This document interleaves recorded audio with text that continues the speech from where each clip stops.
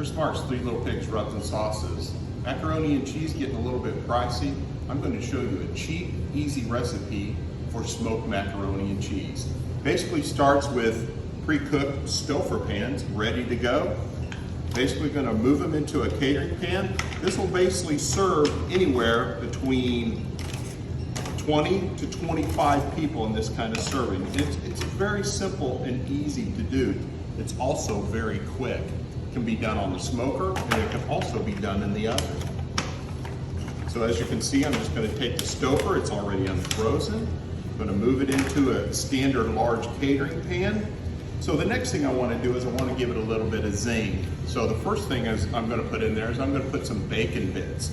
These are basically bacon bits. It's going to give it a nice crunchy complexity to it. So we always love bacon.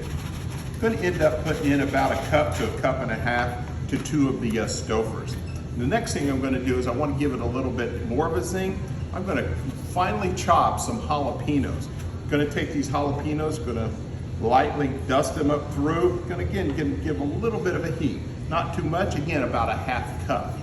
The next thing, I come back with the kicker, the best kicker of all. I'm going to add a little sweetness to it. I'm going to sort of help balance it out. I'm going to use the Three Little Pigs touch of cherry. I'm going to come back again with about a half cup of rub. I'm going to put this on the smoker. I like to use a light cherry wood to smoke this with. I'll smoke it to about 160 degrees. I always want to make sure I'm safe with this.